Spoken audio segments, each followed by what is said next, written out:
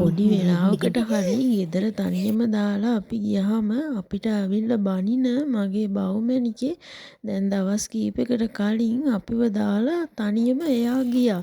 ඉතින් අපි හැම තැනම හෙව්වා. හරියට දුක් වුණා.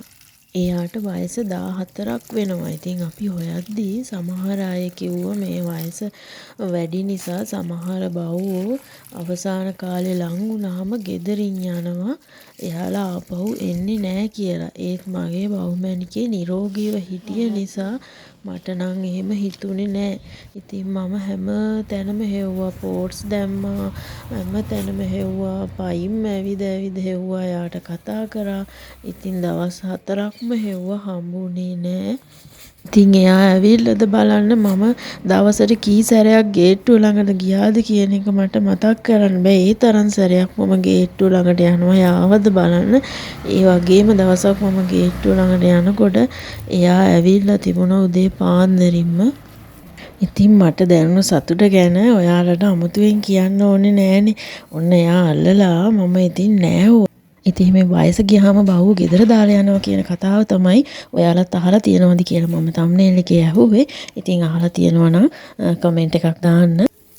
මම ඒක විශ්වාස කරේ නැතුව මෙයා හෙව්ව නිසා මට හම්බුණා කියලා තමයි හිතෙන්නේ. එයාගේ ඇස් පේනවා අඩුයි, කන් ඇහෙනවත් අඩුයි දැන්. ගේ පුතා එන්නේ 2:00ට යා 1:00 ඉඳන් මේ විදිහට ගේට්ටුව ළඟට යනවා. ඉතින් මෙයා ගාව තියෙන ඔරලෝසුව මොකද්ද කියලා තමයි අපි තාම හිතන්නේ. මල්ලිත් හරිම ආදරේ එයාට. එයා එනකොට ආවේ නැත්තම් එහෙම එයාත් ඉක්මනට මහනවා කෝ කියලා. මල්ලි නැද්ද තාම? ඔන්න මල්ලි එනවා. චූටි දෝනි මොන්ටිසෝරි දාන්න විනාඩි 10කට ගියා කියලා තමයි ඔන්න බනින්නේ ඔය. අය බනින්නේ? ඔය නංගි ඉස්කෝලේ දාන්න එපා. ඉතින් ඔන්න ඔය විදිහට මගේ කකුල් දෙක ළඟ වාඩි වෙලා ඉන්න එක තමයි එයාට තියෙන ලොකුම සතුට. ඉතින් මෙයා මම ගෙනාවේ පාරේ ඉඳලා දවසක් මම ඔෆිස් ගිහින් එනකොට මෙයා පාරේ හිටියා. ඉතින් මට බල්ලු පූසෝ දැක්කොත් ඉතින් මම හරිම ආසයි. ඉතින් මෙයා ඒ වුණාට මං ගෙදර එක්කන් ගියේ නෑ මුල් දවසේ. පස්සේ මෙයාට තේරුණා මම ආදරෙයි මෙයාට කියලා. මෙයා පයින් එනකොට මාත් එක්කම දවසක් ඇවිල්ලා තිබුණා. මෙයාට මාස 4ක් විතර ඇති එතකොට. ඉතින් ගෙදර ආවට පස්සේ ආයේ මට එලවන්න හිතුන්නේ නෑ මෙයාව. ඉතින් මම මෙයා නවත්ත ගත්තා. නවත්තගෙන දවස් දෙකක් ඉන්නකොට මෙයාට හොඳටම වමනි ගියා. අර කෑම නොකා ඉඳලා ගෑස්ට්‍රයිටිස් ඇදිලා. ඉතින් බෙහෙත් අරන් දීලා ඊට පස්සේ මේ විදිහ අපිත් එක්ක දැන් අවුරුදු 14ක් ඉන්නවා. හරිම ආදරෙයි අපිට. කවදාවත් මම තමයි මෙයාව බලන්නේ. ඒ වුණාට කවදාවත් මෙයා ගෙදර අනිත් අයට මට කියලා වෙනසක් නෑ. හැමෝටම එක වගේම ආදරෙයි.